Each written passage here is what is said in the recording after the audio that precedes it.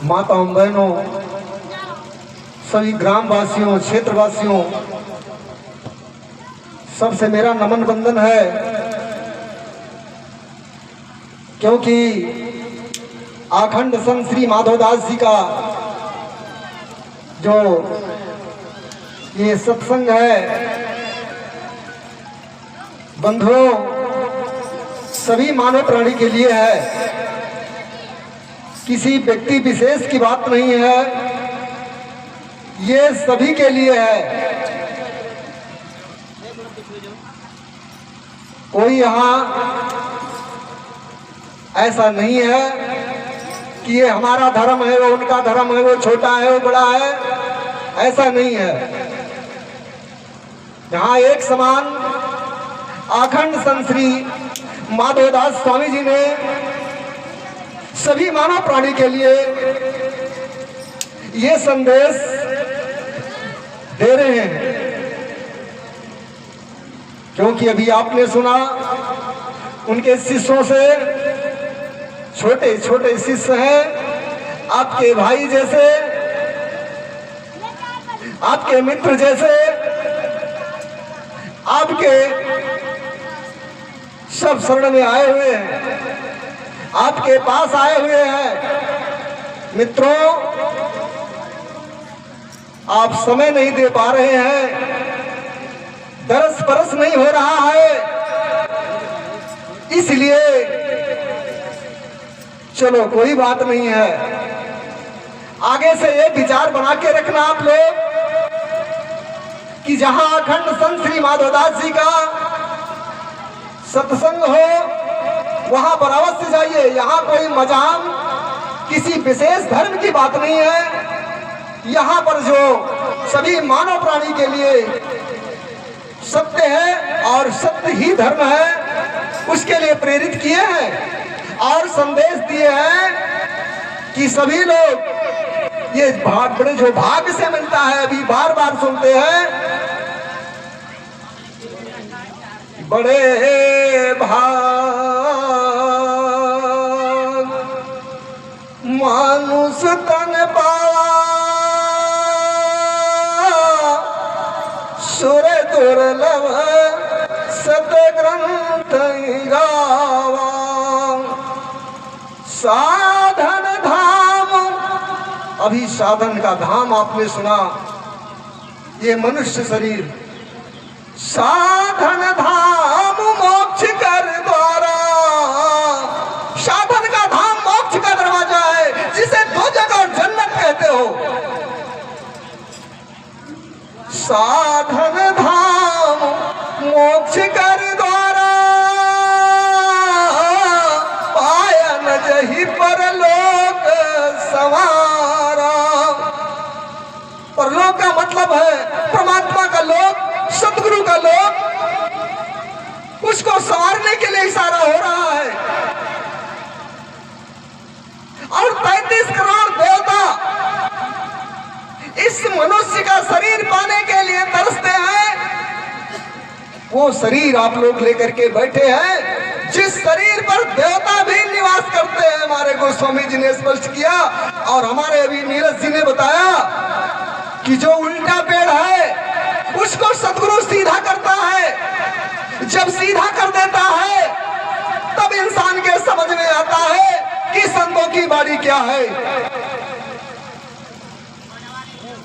सतगुरु की बात तभी समझ में आती है जब इंसान सीधा हो जाता है इस संसार में। मित्रों, सीधा होने के लिए सतगुरु के शरण में जाना ही होगा। तुम्हें कहीं रास्ता नहीं है, सारे रास्ते बंद है, नहीं तो फिर जन्मना और मरना पड़ेगा, काया कुटी खाली करना पड़ेगा, ये अवश्य है।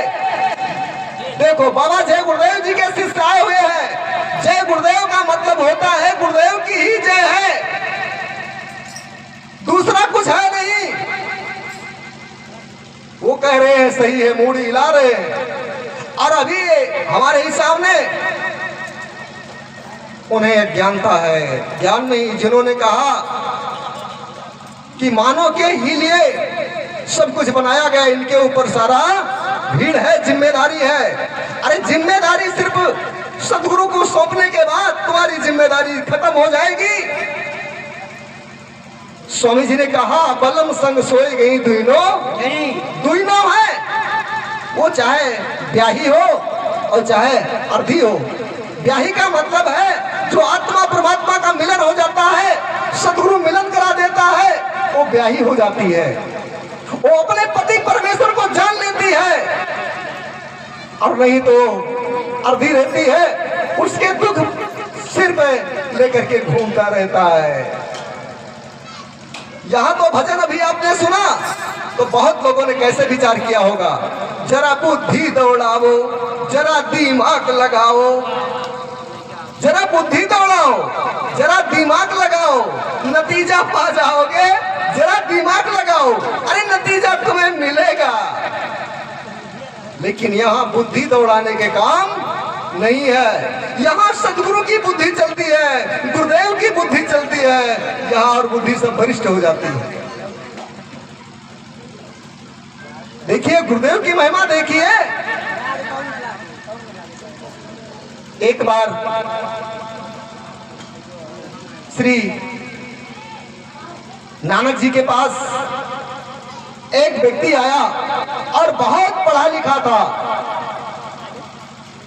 बहुत पढ़ा लिखा था, सारे शास्त्रों का ज्ञान था, सारे वेदों का ज्ञान था, बहुत ज्ञानी था, बुद्धि दौड़ाता था, दिमाग लगाता था, वो खूब पढ़ा था। और गुरुदेव जी के पास आया, गुरुदेव जी के पास आया, कहा गुरुदेव जी हम जहां भी जाते हैं समाज में ज्ञान तो मुझे काफी है, सारे लोगों को मैं प्राप्त कर देता हूं अपने ज्ञान से, लेकिन गुरुदेव मैं बार बार ये सुना करता हूं कि बिना गुरु के सफलता इस संसार में नहीं है, बिना गुरु के संसार में सफलता नहीं है। तो कहा ठीक है, हमें लगता है कि आप काफी पढ़े लिखे हैं। बोले हाँ गुरुजी, हमने बहुत कुछ पढ़ा लिखा, हमारे पास कम से कम पहले बैलगाड़ी चलती थी, बताया 10 गाड़ी हमारे पास किताब रखी है, धर्म पुस्तक 10 गाड़ी धर्म पुस्तक रखी हुई है हमारे घर पे, इतना पढ़ा हूं। कहा बहुत आपने पढ़ लिया, बहुत पढ़ लिया, हाँ आपको हम शिक्षा देंगे, ज्ञान देंगे, लेकिन इन सारी पुस्तकों को 10 गाड़ी जो धर्म पुस्तक आपने रखा है, इसको ले जाकर के गंगा में फेंकना होगा। कहीं नहीं तो धर्म के काम है, लेकिन अब गाँव बताइए, जाकर के घर में सोचते विचारते हैं वो महाराज जी, आचार्य जी,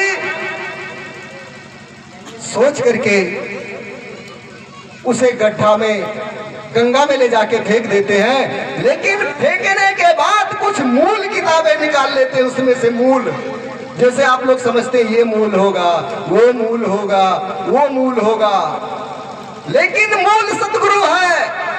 नौ ग्रह कीम कुरंती, जिसके केंद्रे गुरु भवंती। नौ ग्रह तुम्हारा कुछ नहीं बिगाड़ सकता है, जिसके केंद्र में गुरु बैठा है। अब बात वहां पर पहुंच रही है, उसको वहीं पर रोक दीजिए।